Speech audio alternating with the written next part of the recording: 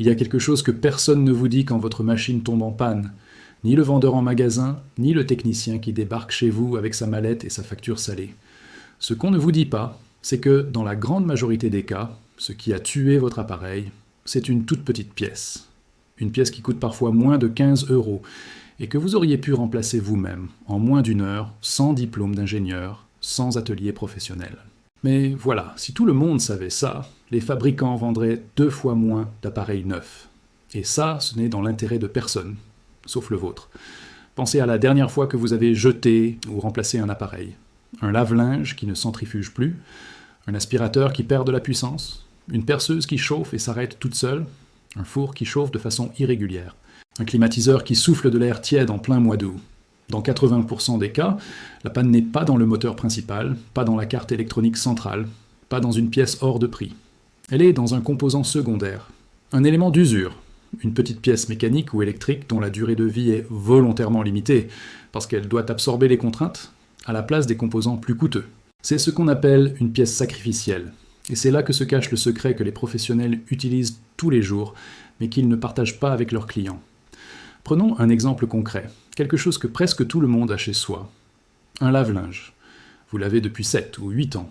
Un matin, vous lancez un programme, et à la fin du cycle, le tambour ne tourne plus correctement. La machine fait un bruit bizarre, une sorte de frottement sourd, ou bien elle vibre de façon anormale. Vous appelez un technicien.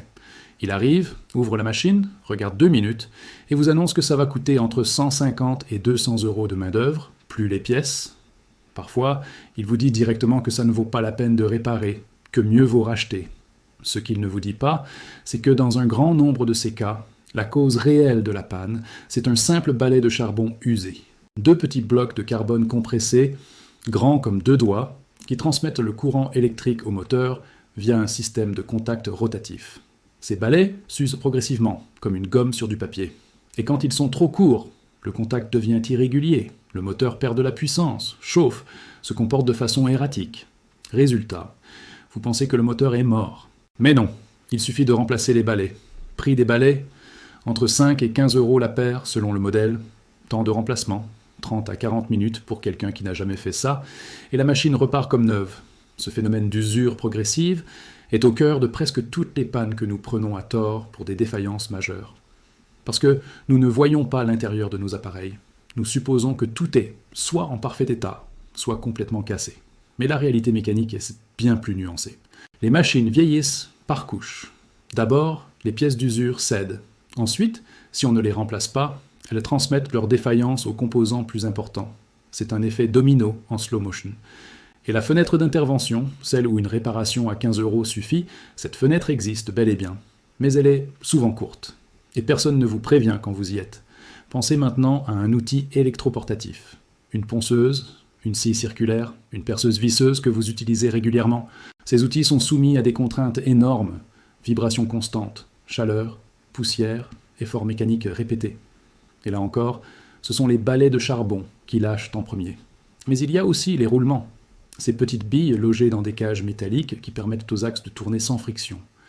Avec le temps, la graisse à l'intérieur se dégrade, les billes s'abîment, et vous commencez à entendre ce son caractéristique.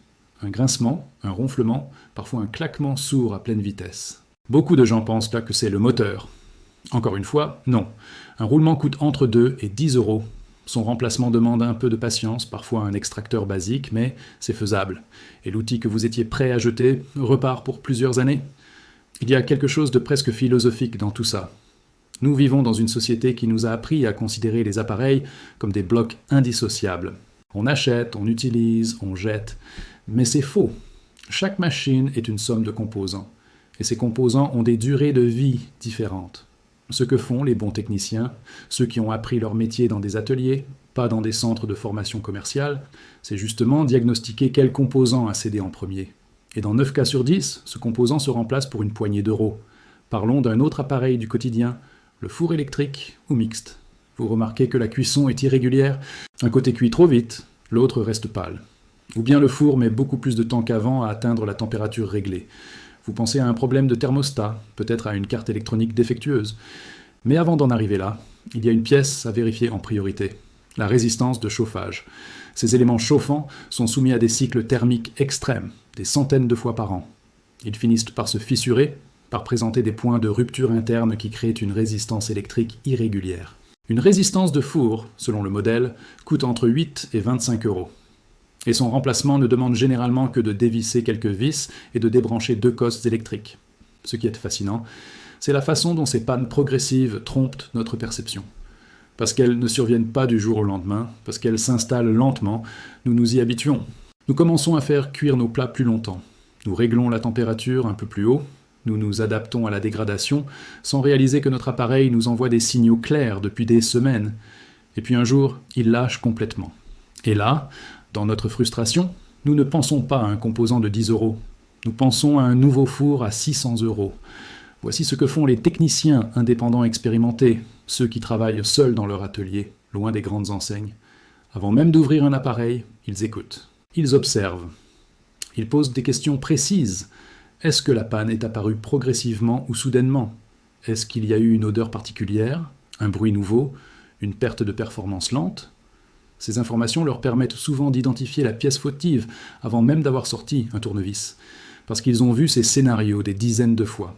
Et dans la plupart des cas, leur diagnostic pointe vers une pièce d'usure basique, pas vers un remplacement complet. Il y a aussi tout l'univers des appareils de climatisation et de pompes à chaleur, des systèmes que beaucoup considèrent comme mystérieux, réservés aux professionnels.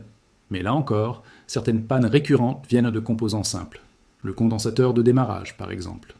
Ce petit cylindre électrique stocke une impulsion d'énergie pour aider le compresseur ou le ventilateur à démarrer. Avec les années, il vieillit, perd de sa capacité et finit par ne plus fournir l'élan nécessaire. Résultat, le compresseur essaie de démarrer, chauffe, se met en sécurité ou démarre laborieusement en consommant trop de courant. Le condensateur coûte entre 5 et 20 €. Et c'est souvent la seule chose qui manquait pour que le système reparte normalement. Ce que tout cela révèle, c'est une réalité que l'industrie du remplacement préfère maintenir dans l'ombre. La majorité des appareils qui finissent en déchetterie ou dans une benne sont parfaitement réparables. Leurs composants principaux, moteurs, compresseurs, structures mécaniques, sont encore en bon état. Ce qui a flanché, c'est une pièce périphérique, une pièce d'usure, une pièce qui existait précisément pour absorber les contraintes et protéger le reste. Et cette pièce, si vous savez où chercher, si vous avez le bon diagnostic, vous pouvez la trouver pour quelques euros sur Internet ou dans un magasin de pièces détachées. Il y a quelque chose d'émotionnellement puissant dans le fait de réparer un appareil avec ses propres mains. Ce n'est pas juste une question d'argent. Même si l'économie est réelle et souvent spectaculaire, c'est aussi une question de rapport aux objets, de compréhension du monde mécanique et électrique qui nous entoure. Quand vous rouvrez un appareil que vous aviez condamné, que vous identifiez le problème, que vous remplacez la pièce défaillante et que vous entendez la machine repartir, il se passe quelque chose, une satisfaction profonde, un sentiment de maîtrise et une prise de conscience. Vous n'êtes pas obligé de subir, vous pouvez agir. Bien sûr, il existe des pannes qui dépassent le cadre d'une réparation simple, des défaillances électroniques complexes, des ruptures mécaniques majeures, des problèmes de structure. Mais ces cas représentent une minorité. Et même dans ces situations, la première étape reste la même, identifier la source exacte du problème avant de tirer des conclusions. Trop d'appareils ont été jetés sur la base d'un diagnostic hâtif, d'une évaluation faite en 2 minutes par quelqu'un dont l'intérêt financier n'était pas aligné avec le vôtre. La prochaine fois que votre machine flanche, avant d'appeler quelqu'un, avant de commander un nouvel appareil, prenez 30 secondes pour vous poser ces questions. Est-ce que la panne est apparue progressivement? Est-ce que l'appareil a plusieurs années d'utilisation intensive? Est-ce qu'il y a un bruit, une odeur, une perte de performance qui précède la panne totale? Si oui, vous êtes très probablement en face d'une pièce d'usure. Et cette pièce d'usure, dans la majorité des cas, coûte moins de 15 €. C'est ça, le vrai secret des techniciens. Pas une technique complexe, pas un outil professionnel hors de prix. Juste de la connaissance. Savoir que chaque machine a ses points faibles prévisibles.